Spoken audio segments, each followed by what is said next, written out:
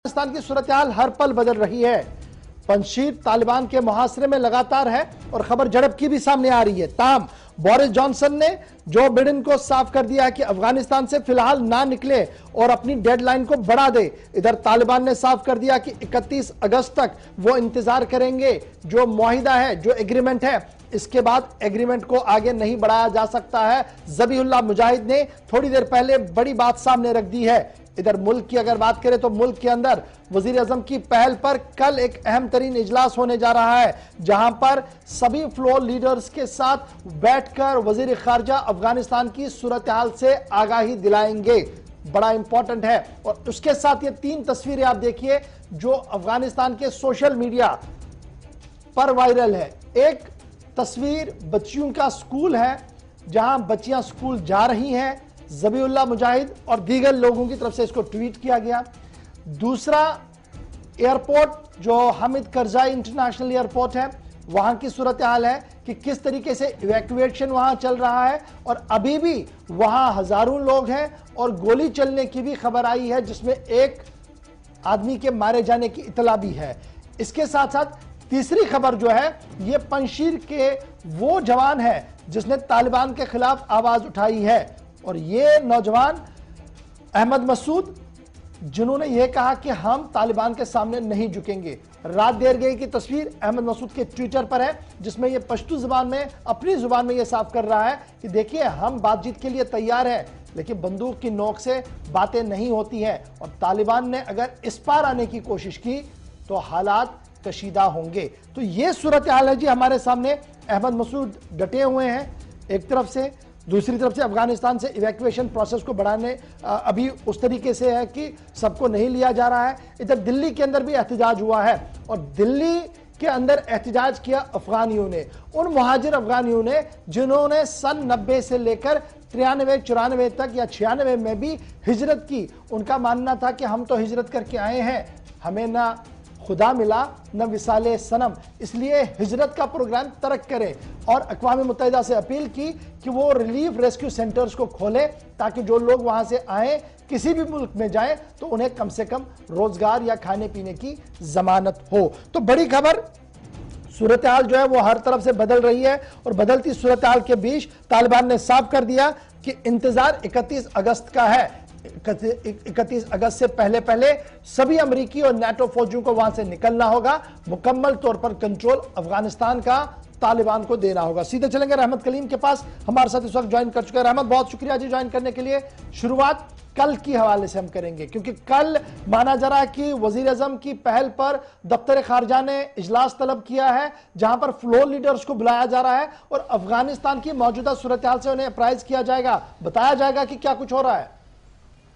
जी देखिए, इशफाक करेक्शन कर दूं कि ये मुलाकात या ये अपोजिशन या ऑल पार्टी मीटिंग जो बुलाई गई कल नहीं बुलाई गई, बल्कि 26 तारीख को सुबह 11 बजे बुलाई गई है। वज़ीर आज़म ने हिदायत दी थी वजारत खारजा को कि वो इस हवाले से बाज़ाब्ता तौर पर मीटिंग तय करे और अपोजिशन के लीडरान जितने हैं उन तमाम को ब्रीफ किया जाए कि सिचुएशन क्या कुछ हुआ है और हिंदुस्तान की सरकार अभी तक क्या कर रही है। आगे हमें अफगानिस्तान के साथ अगर तालिबान वहाँ सरकार में आता है तो फिर हमें किस तरह की स्ट्रेटेजी अपनानी है। तो वज़ीर आज़म की हिदायत पर वजारत खारजा ने बाज़ाब्ता तौर पर पार्लिमानी उमूर को यह जिम्मेदारी दी और पार्लिमानी उमूर ने जिम्मेदारी अपनी संभालते हुए जो वक्त और डेट तय किया है वो 26 अगस्त सुबह 11 बजे का है। इसमें वजीर खारजा एजाज शंकर खुद मौजूद होंगे, वो तमाम अपोजिशन के लीडरान के सवालात का जवाब देंगे और साथ ही साथ ये भी बताएंगे कि इस मुज़ाकरात में अभी तक के जो कुछ हमारे सामने है, सरकार ने जो कुछ किया है वो क्या कुछ निकल कर सामने आया और सरकार इवैक्यूएशन को लेकर के, इनखला को लेकर क्या कुछ कर रही है, तालिबान के साथ या अफगानिस्तान के साथ रिश्ते को लेकर क्या कुछ कर रही है और अफगानिस्तान में जो इतने बड़ा इन्वेस्टमेंट रहा भारत सरकार का, उस पर क्या कुछ अपडेट है और आगे आइंदा आने वाले दिनों में अफगानिस्तान के साथ हमारे रिश्ते कैसे होने चाहिए, अपोजिशन इस हवाले से क्या सोचता है, अपोजिशन की क्या राय है, ये बाकायदा तौर पर 26 तारीख को सुबह 11 बजे जब इजलास का इनेकाद किया जाएगा, तब उसमें तफसीलन तमाम सवालात के जवाब भी दिए जाएंगे और सरकार ने जो कुछ अब तक किया है, कितने शहरियों को यहाँ लाया है, कितने उसमें अफगानी सिख हैं, कितने हिंदू हैं और कितने हमारे अपने शहरी हैं और जो लोग आए हैं उनमें किनको कहाँ बसाया गया है, कहाँ रखा गया, उन तमाम इंतजामात के हवाले से बाकायदा तौर पर अपोजिशन के सामने एक तस्वीर खाका रखने की कोशिश की जाएगी और यह भी बताने की कोशिश की जाएगी कि आगे सरकार ये करना चाहती है, आप इस पर क्या रखते हैं। ये तो मीटिंग के हवाले से बात है, लेकिन सरहद पार भी चलते हैं जहां से इस वक्त मैंने बड़ी खबर जो देख रहा था, मैंने थोड़ी देर पहले आसिफ से भी इस पर बात की थी। खबर वही है कि जनाब भारत के अफगानिस्तान से अच्छे ताल्लुकात के लिए पाकिस्तान रजामंद है और वो चाहता है कि खित्ते के अंदर भारत अपनी पॉलिसी को भी वाज़ेह करे और आगे आकर काम करे। उनका मानना है कि कोई भी रिजर्वेशन नहीं है जी, हमें अगर डेवलपमेंट कोऑर्डिनेट एफर्ट्स में चलाई जाएंगी। शाह महमूद कुरैशी का बयान है और यह बयान उस वक्त है जब वो अफगानिस्तान के अंदर है। इसके बाद उन्हें तजाकिस्तान जाना है, उज्बेकिस्तान जाना है और साथ साथ ईरान जाना है, ताकि अफगानिस्तान की सूरत हाल को वहां पर डिस्कस किया जाए। तो ये स्टेटमेंट आना, इसे हम कितना पॉजिटिव माने, भारत पाकिस्तान के जाविये से बाद में अफगानिस्तान का फायदा देखें।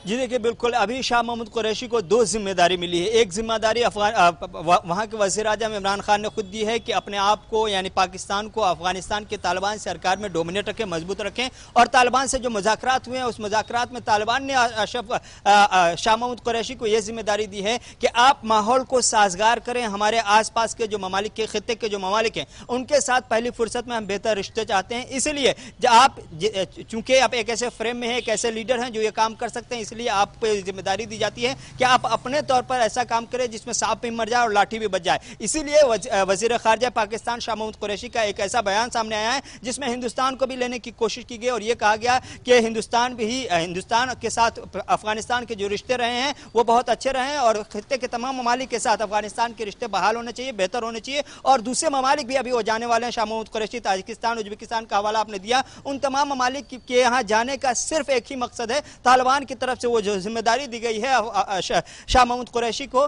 कि वो वहां जाकर के माहौल को साजगार बनाए। कुल मिलाकर मैं ऐसा मानूं वो डबल अपने एक्सटर्नल अफेयर्स मिनिस्टर हैं, तालिबान के भी दफ्तर खारजा के तर्जुमान हैं और पाकिस्तान की भी बात करेंगे। लेकिन बड़ा सवाल अहमद मसूद का पंजशीर के अंदर, जहां 3 घंटे का वक्त दिया गया था और अल्टीमेटम खत्म हो गया है, क्या कुछ ताजा तरीन खबर वहां से? जी बिल्कुल, अफगानिस्तान में पंजशीर का इलाका, अहमद मसूद का इलाका, वहाँ फिलहाल पंजशीर के अंदर मसूद अहमद हैं और बाहर चारों तरफ से बाज़ाब्ता तौर पर तालिबान ने मुहासरा कर लिया हुआ है। खबर ये उड़ती उड़ती आ रही है कि एक झड़प हुई है जिसमें 300 तालिबानी के मारे जाने की खबर है। हालांकि तालिबान ने इसकी तरदीद कर दी है, लेकिन यह है कि मसूद की तरफ से कहा गया था कि हमने तालिबान से बातचीत की शर्त रखी थी, मुज़ाकरात के जरिए मसले का हल चाह रहे थे, लेकिन उन्होंने हमारी कंडीशन, हमारे शर्त को नहीं माना। इसलिए हम पंजशीर का इलाका किसी भी हाल में नहीं देने वाले हैं। हम अपने वालिद के नक्शे कदम पर चलते हुए पंजशीर की वैसी ही निगरानी करेंगे और तालिबान के खिलाफ वैसी डटे रहेंगे जैसे हमारे वालिद डटे हुए थे। तो ये अभी जो मामला है, अभी जो तस्वीर, करंट सिचुएशन है वो ये है कि बाहर में, पंजशीर के बाहर चारों तरफ से बाज़ाब्ता तौर पर तालिबान के जंगजुओं ने घेर रखा हुआ है और अंदर अमरुल्लाह सालेह हो, मसूद हो या फिर नॉर्दर्न अलायंस की पूरी टीम हो, पूरे जंगजू हो, सब के सब अपने तौर पर पूरी तरह से तैयार हैं। किसी भी वक्त बड़ा विस्फोट हो सकता है, बड़े पैमाने पर जंग छिड़ सकती है। लेकिन इस बीच ज़बीहुल्लाह मुजाहिद का एक बयान सामने आया। उन्होंने कहा कि हम बातचीत के जरिए मसले का हल चाहते हैं आखिरी दम तक, इसके लिए हम तमाम तरह की कोशिश कर रहे हैं। लेकिन पहले प्रेशर बनाने के लिए चारों तरफ से उन्होंने अपने जंगजुओं को भेज करके पंजशीर को मुहासरे में ले लिया है। अब बात की जा रही है कि हम बातचीत के जरिए मसले का हल चाहते हैं।